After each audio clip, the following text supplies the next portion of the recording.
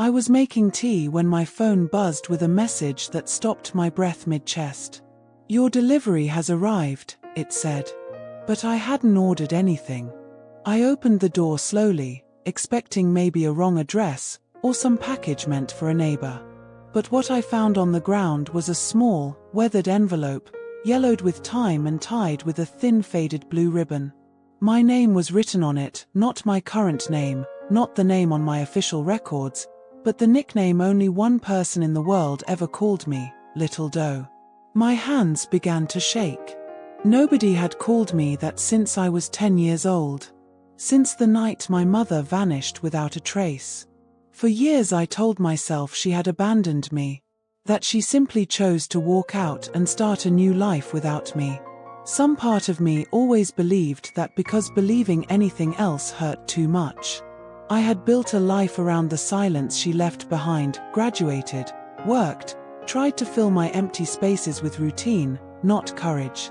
But that envelope, that handwriting, it cracked open a wound I didn't know could still bleed. I stood frozen in the doorway, staring at something that shouldn't exist. My mother had been declared dead 13 years ago. No messages, no letters, no sightings. The police had closed the case. Even her own family had told me quietly, let her go. So why was I holding a letter written in her handwriting, dated 2 days ago? I whispered into the cold air, "Mom, what did you do?" Inside, I placed the envelope on the kitchen table, afraid to open it. Afraid of what it might say. Afraid it might be real. Afraid it might not. I paced the floor with trembling fingers pressed to my lips. All the memories I tried to bury surged back, her warm hands, her soft humming when she brushed my hair, the way she'd kiss my forehead before school. And then the last memory of her, standing in the doorway with fear in her eyes, whispering something I didn't understand.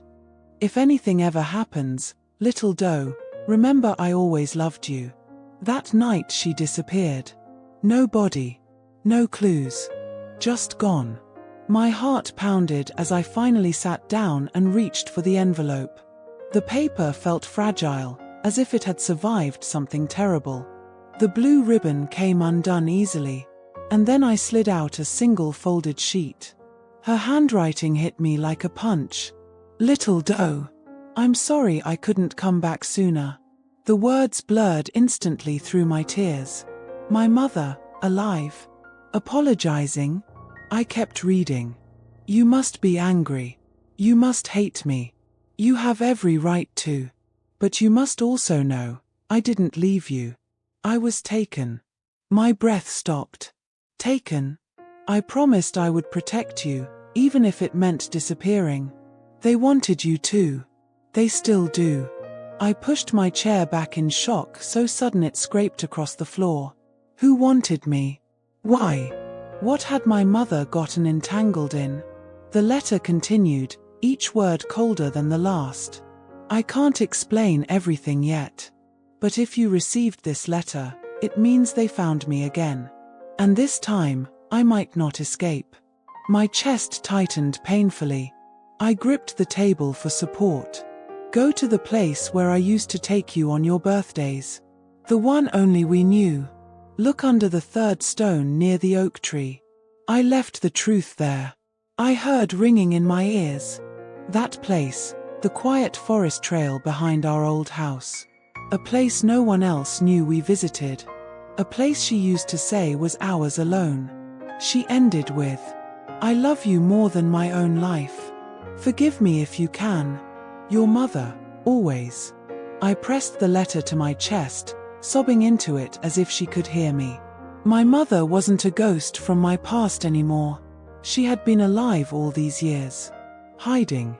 Running. And now, someone had found her. And whoever they were, the ones who wanted me, were they still searching? That night, I didn't sleep. I sat with the letter under the warm glow of a small lamp, replaying every moment of my childhood, every strange silence, every person my mother avoided, every phone call she hung up on when she thought I wasn't listening. By dawn, I made my decision. I packed a small bag, took a bus, and traveled back to the town I hadn't visited since childhood, where the air smelled of pine and the past waited for me like an open wound. As I walked toward the old forest trail, I felt watched. Not by memories, by something present, something alive. The oak tree stood exactly as I remembered it. Tall, wide, wise. A silent witness to my childhood, and maybe to my mother's last truth. I crouched down, moving small stones one by one until I reached the third. My fingers scraped something metallic. A small rusted tin box. I dug it out with shaking hands and opened it. Inside was a single key, and a photograph of my mother holding me as a baby, her face full of fear, not joy. On the back of the photo she had written, "Find the door this key belongs to. It will explain everything." My knees weakened. My mother had left me a trail, one she believed someone else wouldn't find. But she hadn't counted on one thing, that whoever took her might still be watching that place. Branches cracked behind me. I turned slowly, and saw a man standing in the shadows, half of his face hidden by a hood. "You shouldn't have come back," he said softly. My blood ran cold. "Where is my mother?" I whispered. He took one step closer. "That depends on how fast you run." And in that moment, everything, the letter, the key, the fear, exploded into one truth. Someone didn't just want to hide my mother's past. They wanted to erase me too. I held the photo and the small rusted key until the metal warmed against my palm. The forest around me was quiet in a way that made my bones ache, a silence that felt like it had been rehearsed for years. The man in the hood had said words like a promise, "That depends on how fast you run." He had not chased me, but he had carved meaning into the air. "Come back and you will be marked." The letter and the key were both invitations and warnings. Find what I hid, but know that those who hid it did not want you to find anything. I walked back to the road slowly, walking as if each step might set off a trap. At the bus shelter, an old woman whose cat peered at us from under her shawl smiled and said, "You look like trouble, honey." I almost laughed, the sound brittle as a shard. Trouble seemed like a polite name for the hollow throb in my chest. At home, I spread the photographs onto my kitchen table. The binder from the basement sat like a small altar, sheaves of paper fanning out like evidence and memory. The notebooks, my mother's cramped handwriting, were part confession, part manual. She had learned to keep lists because lists do not forget. Names were underlined and re-underlined. Times were circled. Addresses were rewritten, crossed out, rewritten again. She had mapped a route of danger like a cartographer mapping coastline. As the hours passed and the sky went from silver to the flat black of evening, my initial adrenaline drained into something wearier. I tried to make calls. I tried to make sense. At one point, I dialed the number of a journalist I'd once read, an investigative reporter who specialized in business corruption. The line rang and a bored voice answered that made me hunch in the kitchen like a child overheard. When I told him about the letter and Project Harvest, his voice sharpened. "If you've got documents, bring them in. If your mother had anything tangible, photos, names, recordings, we'll look." There was a gravity to his tone that made the whole thing taste less like madness and more like an actual plan. That night I slept badly, waking often with the stitch of memory in my ribs. The last night she left, the way her coat smelled like rain, the way her fingers had trembled as she kissed our foreheads. I dreamt of the hooded figure and heard my mother's whisper, "Find the third stone." Each waking breath was a small landmine of fear. What if this was a trick? What if they were testing the map? What if the envelope was bait to pull me back where they could see me? The next morning I took the small tin box and the binder to the reporter's office. He was younger than I expected, with tired eyes, and he unfolded the photographs as if they were maps to another country. "We'll run this quietly," he promised. "We'll check the companies mentioned. If Summerson Gale shows up again in a connection, we'll take it slow and we'll be careful." That word we felt like an anchor. For the first time since the envelope arrived, The fear was no longer a private furnace.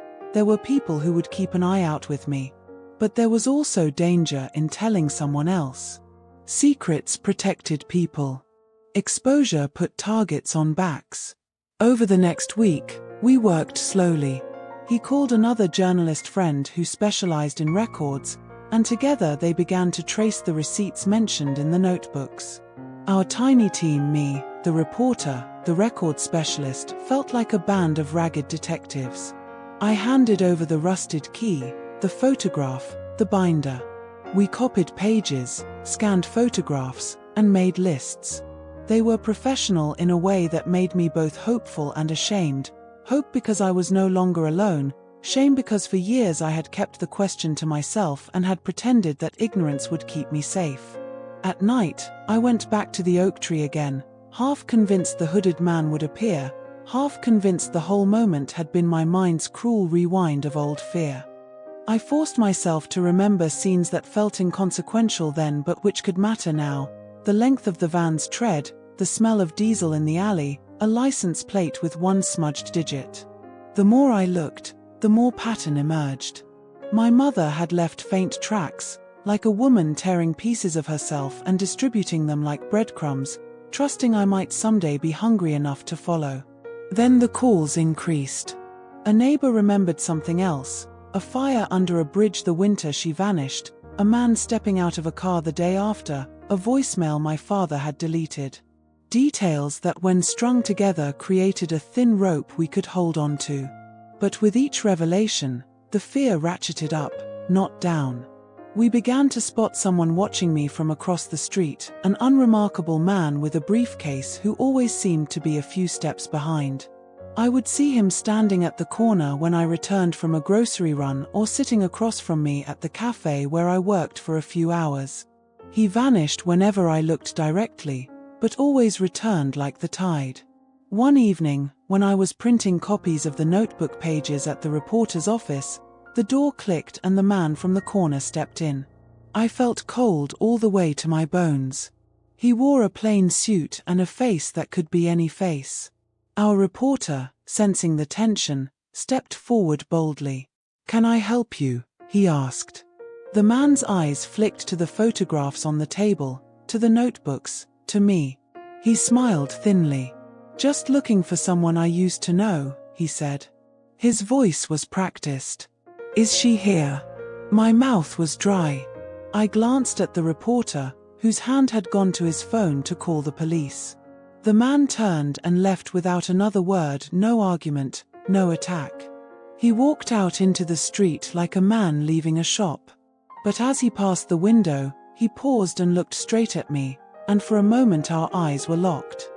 In his gaze there was a certain recognition, almost pity, as if he decided I was not worth an immediate problem but might be useful later. After that night, the reporter and his colleague told me to change my routine. Do not go to the oak tree alone. Do not look like you will. Vary your routes. Tell a friend where you will be. If the people watching me were professional, their patience would be long. Fear, I learned, is more a matter of routine than of bravery. It is about the small practicalities of staying invisible while you walk toward a truth that wants you visible. And so our slow campaign began. Every call to the records office, every photocopy made at strange hours, every conversation recorded in a quiet room.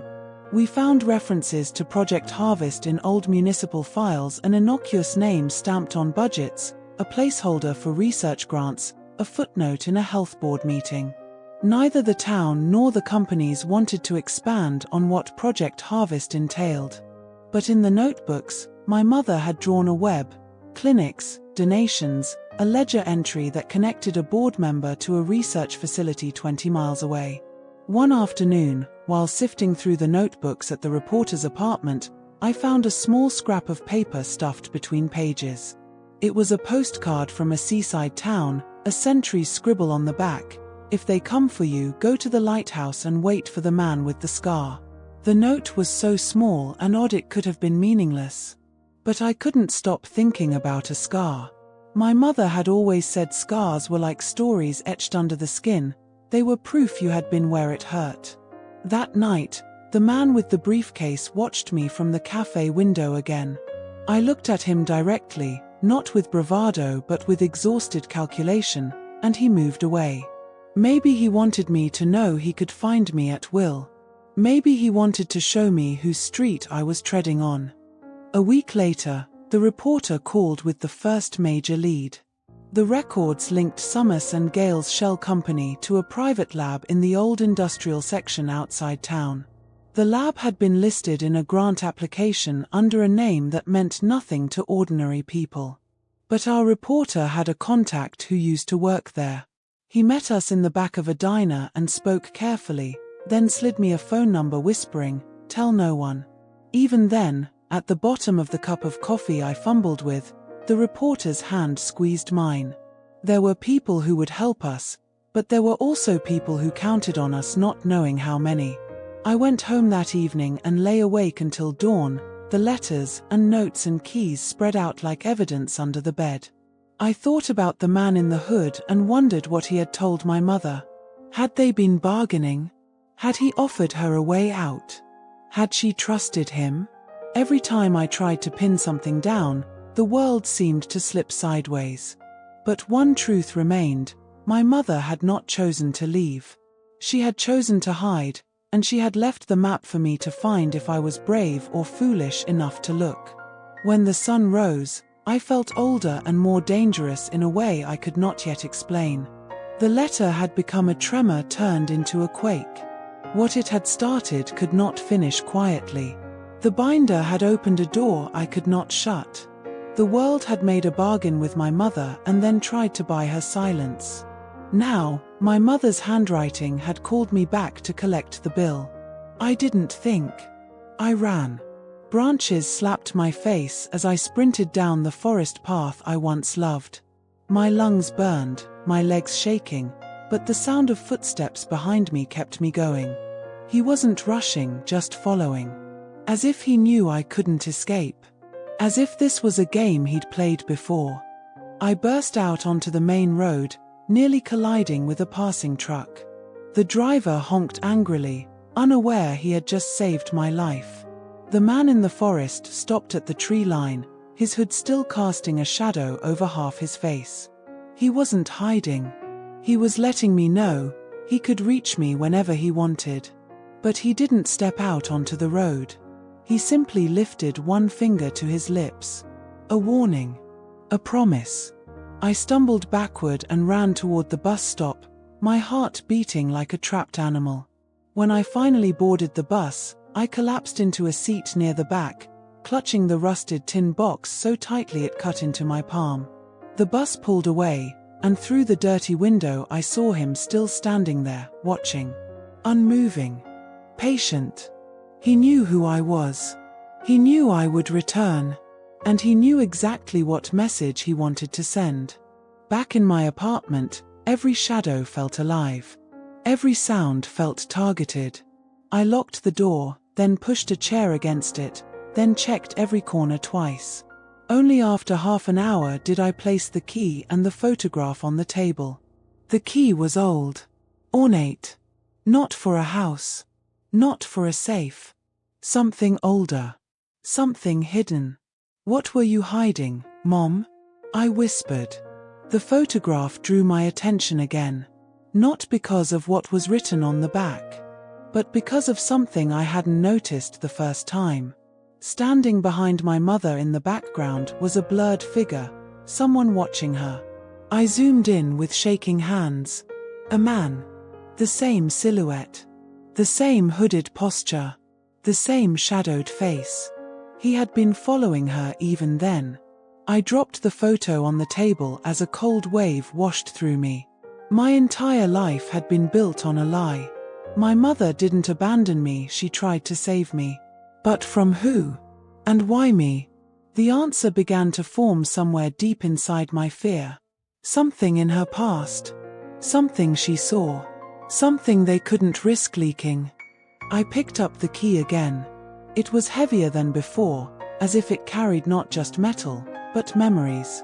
The only door it could belong to was one from my childhood. And suddenly, I remembered something. Our old house had a basement we were never allowed to enter. And in that basement was a locked room. A room my mother always stood between me and. A room she always said was where grown-ups keep their secrets. My breath caught. Was that the door? I traveled back to my childhood street that same evening. The house was abandoned now, the windows boarded, the door broken. My heart twisted. This had once been home. Now it was a grave. The sun was setting fast, painting everything in deep orange. I stepped inside cautiously, my steps echoing through the hollow walls. Memories clung to every dusty corner. The basement door groaned as I opened it. The air smelled old, wet, forgotten. And at the bottom of the stairs, exactly as my memory preserved it, was a small wooden door with a brass lock. I knelt down, barely breathing. The key slid in perfectly. Click. The door creaked open.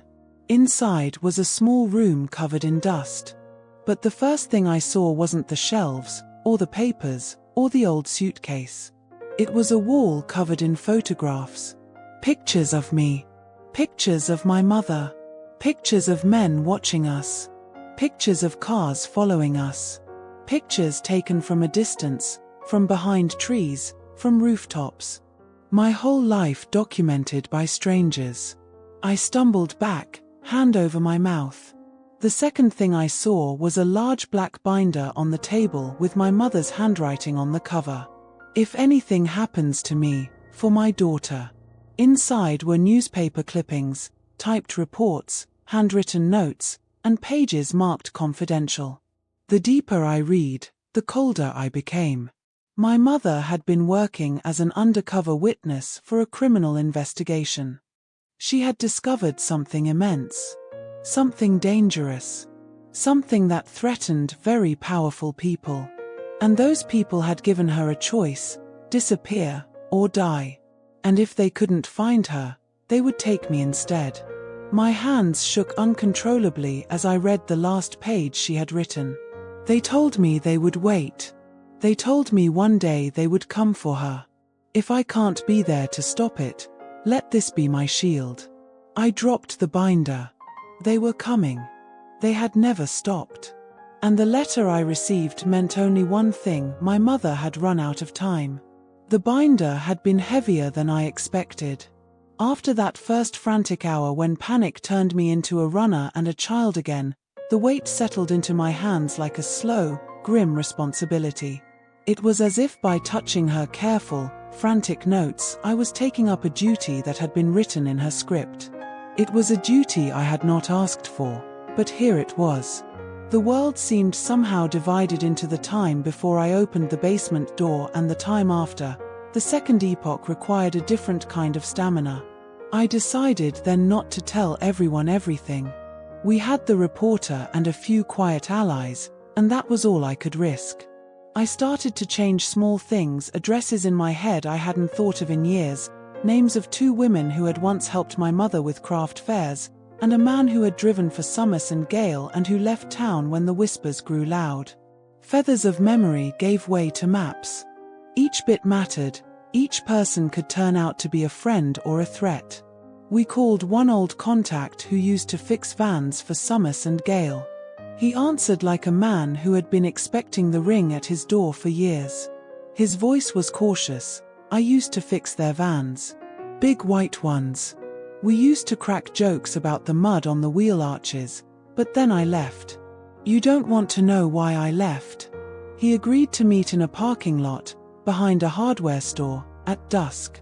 Not a place you meet for tea. A place you meet because you are riding a border. The van's plates, he told us, were switched regularly.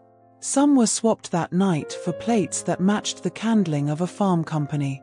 The driver was young and nervous, a man who disappeared not long after. He had left behind a diary stub with a line my mother had mentioned in her notes: "They want their lines clean." The mechanic, call him Rick, felt like someone whose old life had been a skeleton in a closet. He spoke in half sentences. They had money and they had men, he said. They paid people to look the other way. You don't get paid that kind of money to ask questions. One of the most painful discoveries was that the small township's men and women had small loyalties that could be traded for security. People who could have helped had been offered enough dinner plates and contracts and runs of work that their conscience folded up like a napkin. But there were also the exceptions: a nurse who had once filed a complaint and watched it vanish, an accountant who had slipped us an invoice and then refused to say anything more without legal protection. Courage, it turned out, had a price, but it still existed in small, precise places. I went back to the hiding place under the oak tree, as if to thank her or to punish myself for failing to understand sooner. There was a small indentation in the earth where the tin had been. The grass had not yet repaired the hole. I pressed my hand into the soil and felt ridiculous. It felt like burying a scrap of myself back into the world. The hooded man's presence lingered like a bruise. He was patient in a way that was cruel.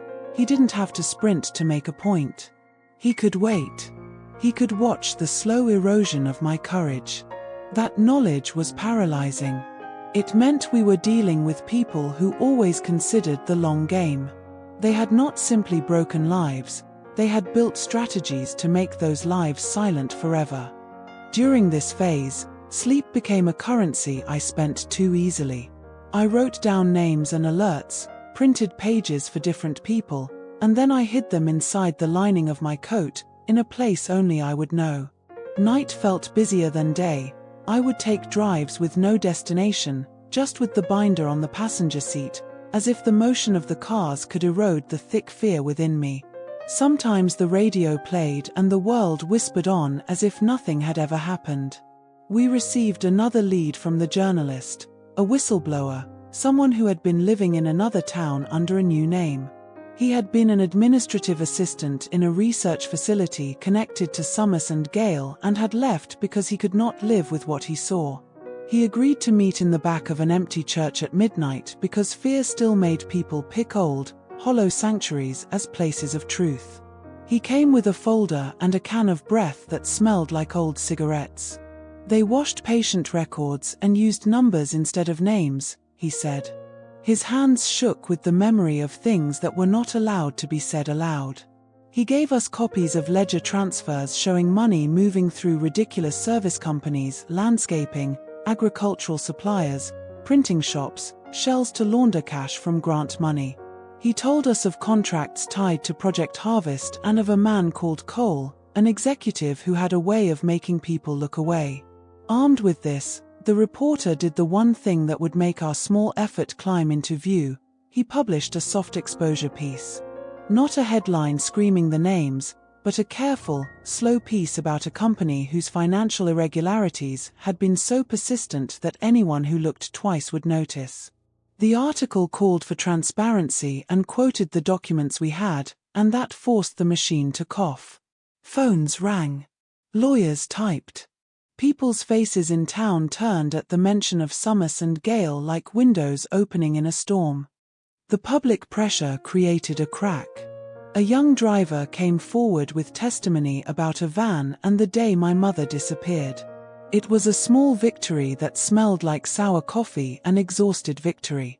It meant that the template of evidence we had assembled could be joined with human voices.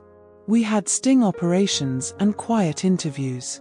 We had a lawyer who was braver than my faith had been in the police and who insisted that we move on some warrants quickly.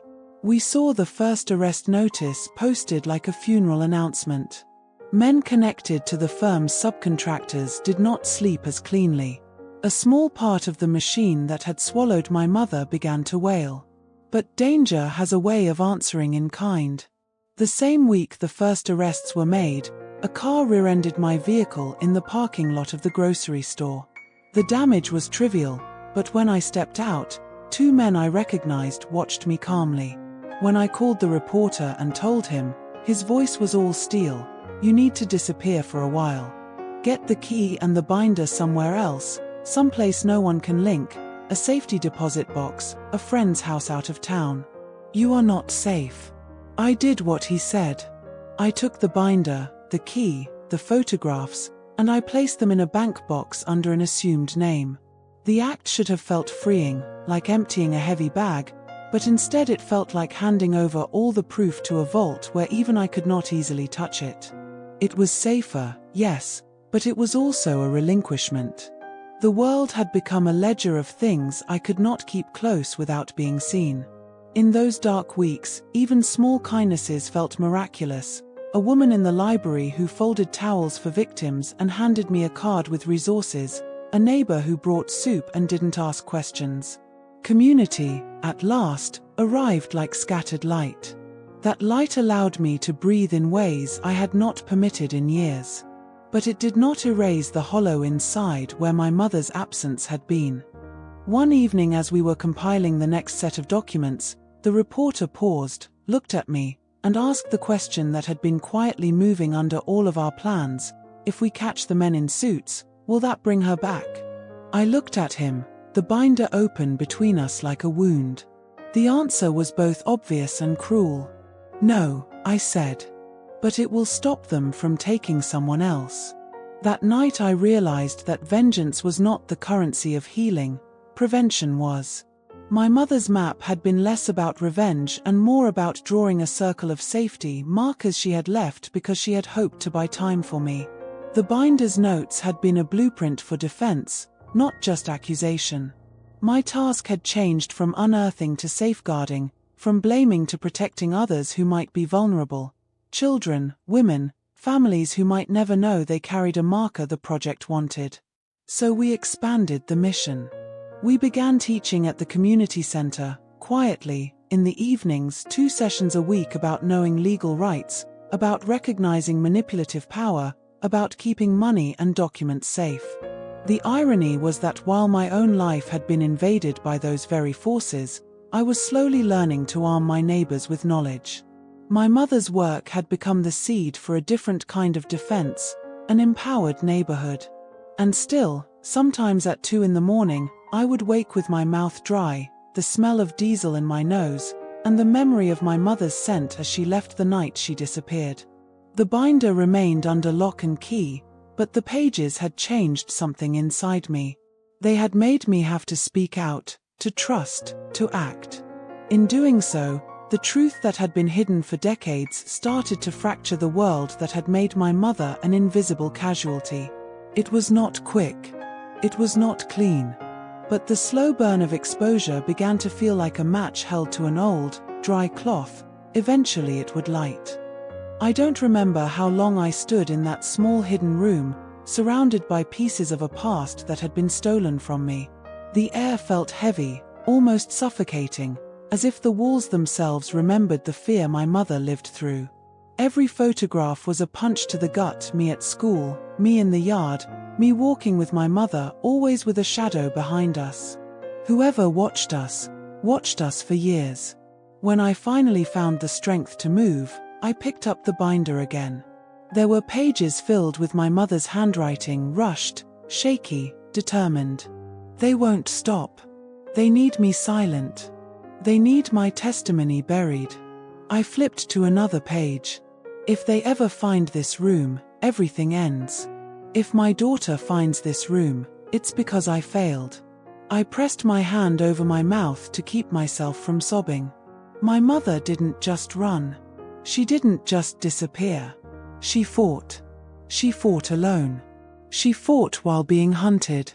And somehow, she survived long enough to send me a letter 13 years later. A letter that felt like a last breath. Another page caught my attention. A name. Written in bold, underlined again and again. Project Harvest. I frowned. It meant nothing to me. It sounded agricultural, harmless even. But the notes underneath told another story. Unauthorized experiments. Disappearing witnesses. Hidden facilities. Children taken. My stomach twisted. Children? I flipped through more pages. Some were blurred by water damage, some torn, but the fragments I could read chilled me. They want genetic samples. They track lineage. They chose me because of my bloodline. They want her because she carries what I carry. I stepped back so fast I tripped against a shelf. Me. They wanted me. Not because of something I did, but because of something I was. My mother wasn't hiding from a crime. She was hiding from a program. A project. A secret group powerful enough to erase people without a trace. I swallowed hard, fighting down panic. Another sheet fell to the floor as I lifted a folder. It was a photo. A very old one. A woman standing next to my mother, both of them younger, smiling, but the woman beside her looked exactly like me. Not similar. Not slightly familiar. Exactly like me. My throat tightened. My mother's note on the back said, "My grandmother. Your great-grandmother." They wanted her too. My vision blurred. 3 generations of women. 3 generations hunted. 3 generations running. Whatever Project Harvest was, it wasn't new. And it wasn't stopping. A sudden thump upstairs jolted me. I froze. Another. Someone was in the house. Someone else. I grabbed the binder and shoved it into my backpack. Took the tin key. The photo. The box. Everything I could carry. Footsteps creaked above me, slow, deliberate. They knew I was here. I glanced around desperately, but the basement had no exit except the stairs. I turned off my flashlight and pressed myself into the darkest corner behind a shelf. My heartbeat was loud enough to give me away. Then the basement door opened. I heard a man's voice. Calm. Collected. "She's already been here." Another voice answered. Cold. Professional. "Search everything. The old woman warned us she might come." Old woman? Were they talking about my mother? My hands clenched into fists. I listened as 2 men descended halfway down the stairs. Only the lower edges of their trousers were visible, but one had mud stuck to his shoes, forest mud. My stomach dropped. They must have followed me from the woods. One of them stepped onto the last stair. I could hear his breathing. Slow. Confident. Hunting. The second man walked toward the small door. "It's open," he muttered. "She found it." I held my breath so long it hurt. "She couldn't have taken everything," the man closest to me said. "The mother wouldn't leave only one trail. Search for duplicates." He took another step. He was inches from the shelf where I hid. I squeezed my eyes shut. Then suddenly his partner called from upstairs. "Found a tire track outside. She must have left already." The man paused. Then cursed. Then turned around and walked away, his footsteps moving up the stairs. I stayed frozen. Listening. Waiting. Until I heard a car start and drive off. When silence finally returned, my entire body collapsed in trembling relief. I crawled out of the basement on shaking legs, not daring to look back. Not daring to breathe until I was far away from that house. I didn't stop running until I reached the bus station, drenched in sweat, adrenaline crashing through me like fire. On the bus ride back, I looked through the binder again. There was one address written repeatedly. Last safe place, 14, Crescent Lane. The handwriting was shaky. Faded. It didn't take me long to look it up. It was a safe house. Registered under no government system. Located in a nearly deserted mountain town. My mother must have planned for me to find it. And if she planned it, she must be there. She must be alive. Or, my throat tightened, she must have died trying to get me this far. Either way, I was going. I reached the town just after midnight, the wind slicing through my jacket. The streets were empty, the houses dark. Crescent Lane was barely a path, just a gravel road with a few abandoned cabins. Number 14 was at the end, surrounded by trees. I approached cautiously, clutching the key. The cabin looked untouched. Dusty, but intact. A single lantern flickered inside through a crack in the boarded window. My heart hammered. I put the key into the door, and it turned smoothly. almost too smoothly, as if someone had used it recently. The door creaked open. The first thing I saw was a cot in the corner. A cot with blankets still warm. A half-drunk cup of tea. A scarf I recognized instantly. My mother's scarf. She had been here. Not long ago. I took a trembling step inside. The air smelled faintly like her perfume, jasmine and pine. There was a notebook on the table. I opened it slowly. Inside were brief entries. Some only a sentence. They're close. I had to move again. She must find the key. She must know the truth. I can't outrun them forever. And then, the last entry. Little doe, if you reach this place, then I'm not far. Follow the lantern. I lifted my head sharply. A lantern flickered outside the window. Hanging from a tree. My breath caught. My mother was guiding me. Or warning me. I stepped outside slowly, staring at the glowing lantern swaying in the cold wind. Then, from the darkness behind it, a voice whispered. You came sooner than I expected. I felt my body freeze. I knew that voice. It was a woman's voice. A voice that sounded like mine, but older. Broken. Familiar. My little doe. My eyes filled with tears as a shadow stepped into the moonlight. It was her. My mother. Alive. But not alone. Because behind her, emerging slowly from the trees, was the hooded man from the forest. And this time, he wasn't warning me. He was guarding her. When she stepped into the moonlight, my breath stopped the way a single chord arrests an orchestra. My mother had always had a way of returning the simplest things to their proper weight. A laugh, a look, a braid. Now every movement she made seemed measured by survival. The scarf around her neck was the same one I remembered, the color slightly faded, but the way she held herself was different, small, hardened, certain in a way I had never seen. Her eyes found mine, and for a heartbeat the years dropped away. Then they filled with everything they had been holding back. You shouldn't have come, she told me again, softer this time, as if the first warning had been ammunition thrown in my direction rather than advice. She looked at me as if inventorying what remained of me, the jawline that mirrored hers, the small scar near my eyebrow from a bicycle crash, the way I still wound my hair around my finger when I thought. We talked in low shards. She told me about moving towns under false names, about safe houses and friends who had left town and promised never to speak, about bribes and threats. She told me about a net that had been cast to catch people like her, people who asked questions, who pried, who could ruin big plans with truth.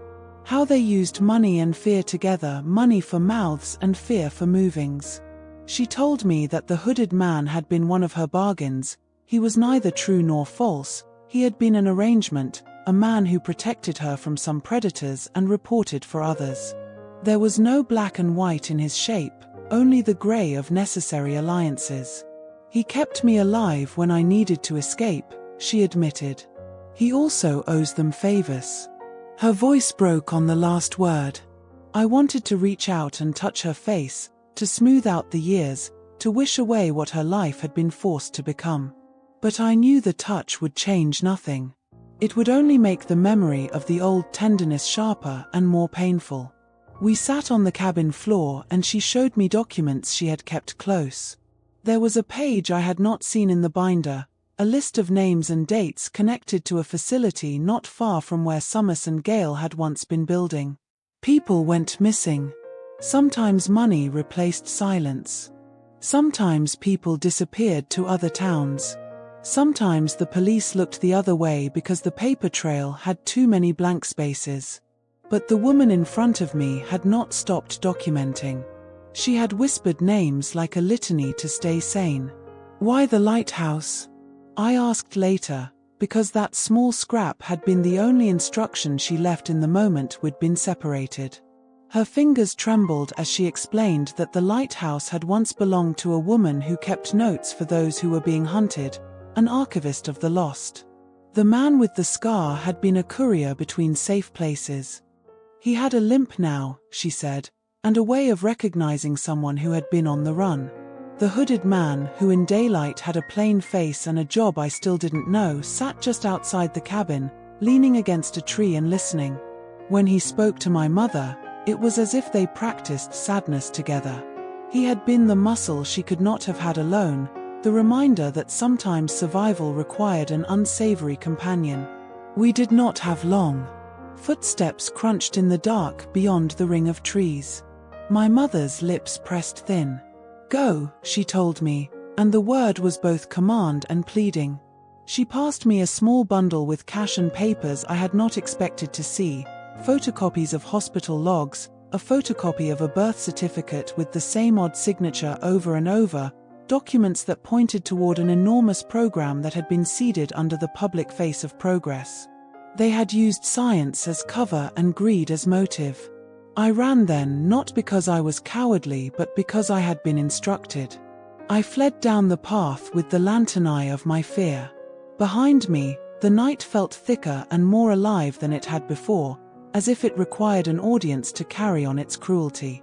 When I reached the bus, my thumbs shook as I opened the bundle and saw a card sewn into the lining, an address for a woman who ran a small non-profit helping displaced mothers. The card read, "When the night is too long for your eyes, go here." I left my mother that night because she told me to leave. I left the cabin because she would not let me risk both our lives.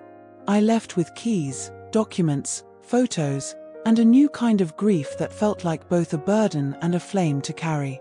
We managed in the following days with a fractured plan: hide, leak, publish. The reporter released a carefully worded piece, and the net began to tremble. Summers and Gale's lawyer called for hearings. A junior partner in the firm freaked out and called the police himself, which forced the police to record an official statement, which meant someone could no longer quietly bury a document in a drawer. Papers were subpoenaed. Men were called to testify under oath, and the thin lies began to crack into smaller, brittle fragments. We made progress, and the progress came with small, dangerous costs.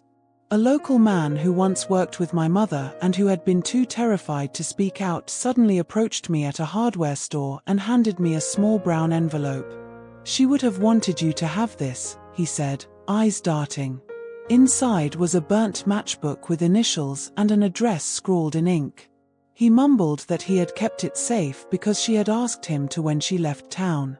He had been a farmer and a small-time ally. His voice trembled as he explained how the company made everything look legal: permits, donations, tax credits. It was a lesson in how corruption uses boredom as camouflage. Then the prosecution began to pick up pace, and for the first time, the men who had been untouchable sat under lights and were asked about operations.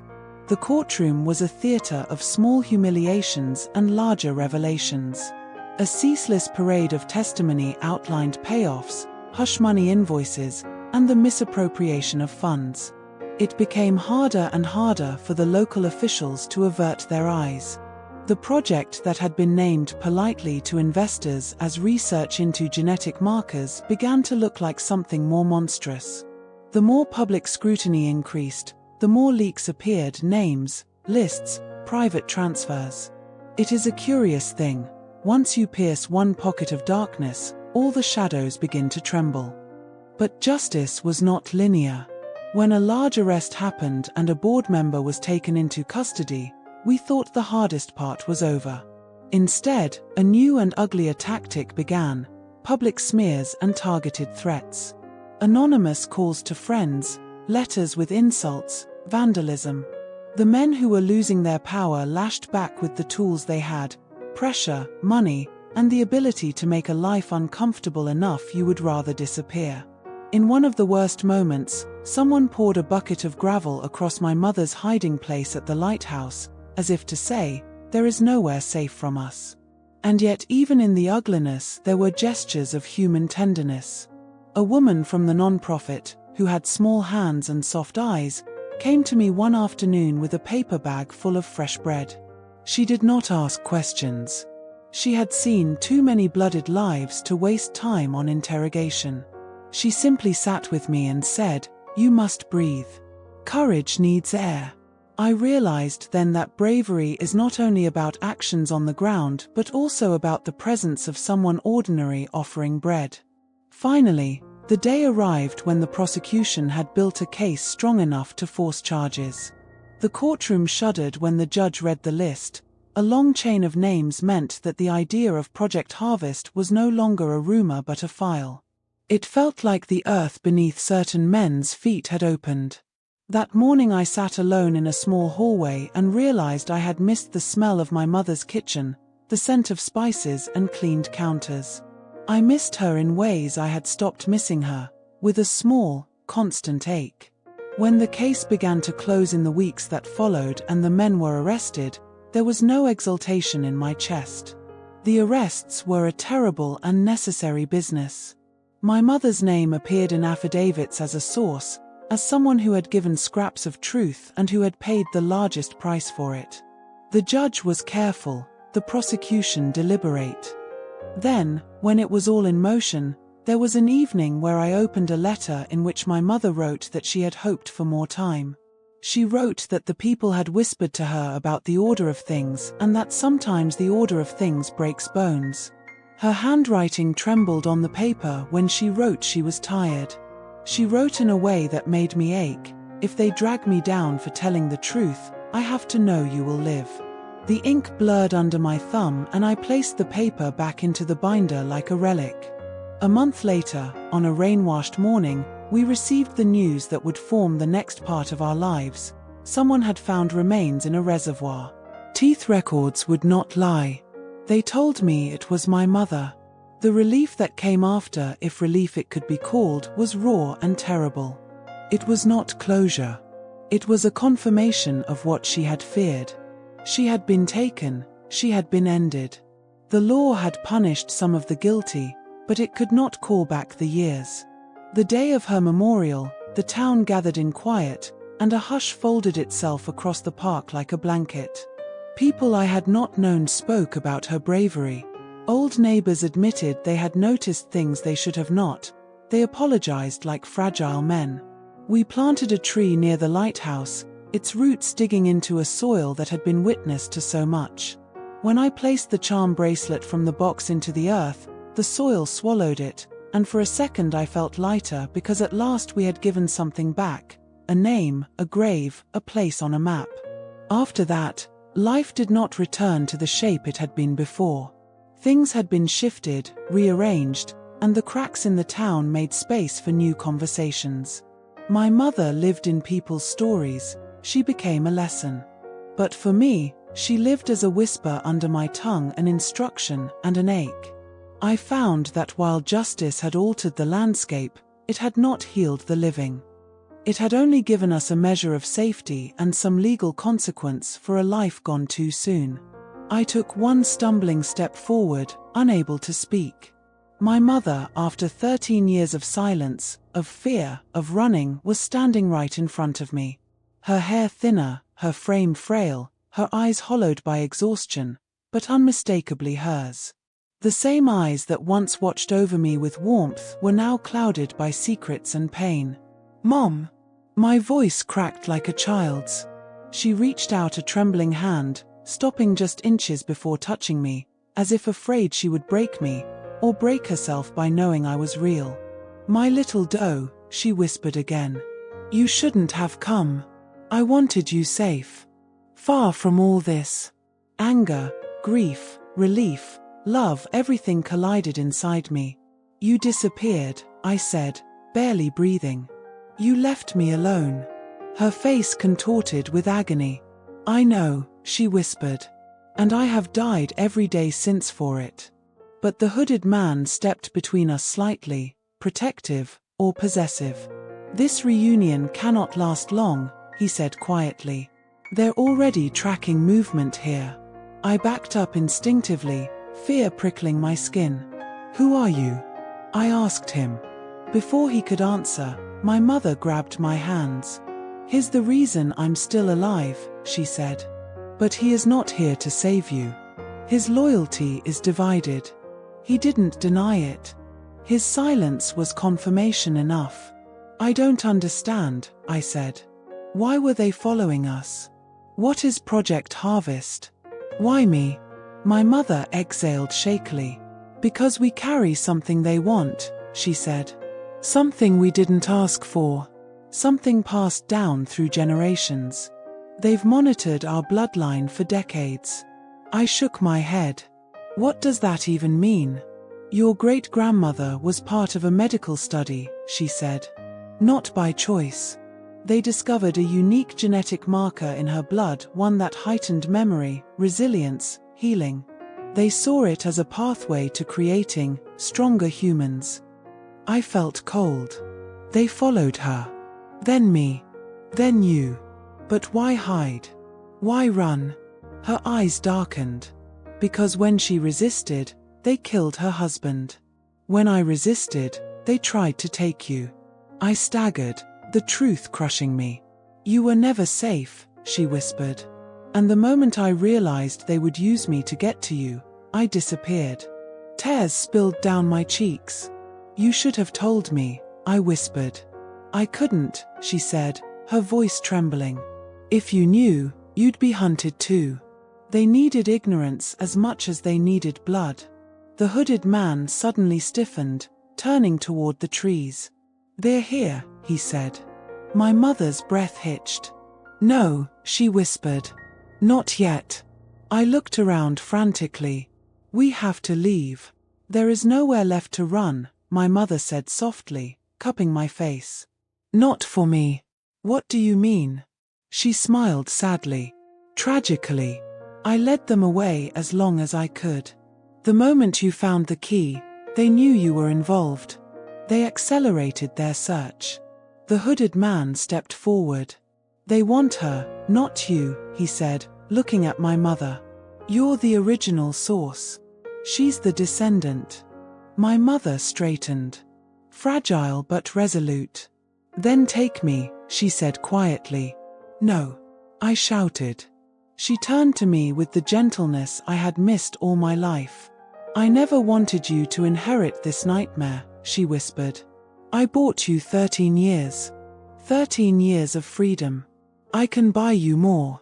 She reached into her pocket and pressed something into my hand, another small key. This opens a locker at the central station, she said. Everything you need to disappear is in there. Money. Passports. A new identity. You must go. Tonight. I closed my hand around it, shaking. I'm not leaving you, I said. Her eyes softened. You are my daughter, she whispered. The only part of my life I got right. And if you stay, they will take you. They will never stop. Footsteps echoed from the woods. Not one pair. Not two. Many. My mother grabbed my face again, kissed my forehead the way she used to, and whispered a single broken sentence. Live a life they can never touch. She stepped back. And then she placed herself between me and the approaching figures. The hooded man gave me a single glance. Run, he said. If she is giving up her freedom for you, don't waste it. I couldn't move. My legs refused. My heart felt like it was being ripped apart. Mom! I screamed. She didn't look back. She whispered something to the approaching men, too soft for me to hear. Then she raised her hands in surrender. The world tilted. The last thing I saw before the hooded man shoved me away into the darkness was my mother being surrounded, her face calm, resigned, proud. And then, a gunshot. It wasn't loud, but it shattered my world. I ran into the trees blindly, choking on sobs, tripping over roots, branches cutting my arms. I didn't stop until my legs gave out. I collapsed into the dirt, screaming into the night. My mother was gone. Not missing. Not hiding. Gone. She had given her life so I could keep mine. A life I suddenly didn't know how to live.